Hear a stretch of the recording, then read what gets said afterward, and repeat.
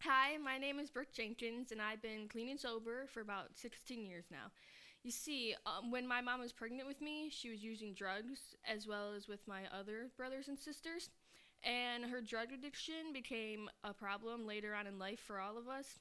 I didn't have any birth effects, and neither did my brothers or sisters, but I got into some of her drugs once, and I had a seizure, and because of that seizure, I had I had a speech impediment. I still think I do sometimes, but a lot of people don't say that they don't recognize it or hear it. I guess I've been bullied a lot in school. It started probably around the 7th grade. Um, I was always like, I didn't think I thought I thought I was ugly and stuff, and I didn't think I had any friends or whatever. And then it got really bad in my freshman year.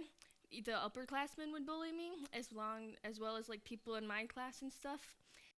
That summer before my sophomore year is when I started going to youth group, and I had a actual relationship with Christ. I just didn't show up to church on Sundays. I'd actually like talk to him and pray and actually wanted to get to know him. And then I was like, oh wow, yeah, I had so much more confidence. I was like, what they say don't matter because God made me how he wanted to make me, and that's what he does for everybody. And I decided to go on a mission trip, and then I signed up and I decided to go to Dallas, Texas. And then I started raising the funds and stuff. And then there was a couple of things that happened in my life that really made me struggle. And I was like, I don't want to go on this trip. I don't want to have a relationship with Christ anymore. I just wanted to walk away. I didn't go to church very often unless I was forced to. I didn't pray. I was depressed, I would say.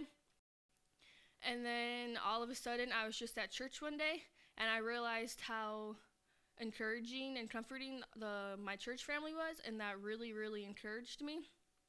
So I was like, okay, yeah, I really want to go on this trip now. I'm ready for it. Bring it on. And I am so happy I did. I met some amazing people that were Christ centered and really wanted to know Christ and grow in Him. Growing up in this small town, it's a Christian town, I would say. And it's cool to be Christian and stuff and not to do drugs, which is very cool because you're not pressured into bad stuff. But I would say that a lot of people are fake Christians. They party and stuff, and then they show up to youth group on Wednesday nights and church on Sundays. So that always bothered me. I'm like, oh my goodness. But then the people on my mission trip, they really loved him and they all wanted to live for him, and it was just amazing and incredible for me to get to experience that because that gave me a lot of hope for the future and future Christians and stuff. And then as a girl, I think it helped me a lot because the guys on the trip, they were super nice and they were really polite and stuff, and they taught you how real men should they taught you how real men should treat you and not to lower your standards for just to get a guy, which I was like, I'm very glad I experienced that.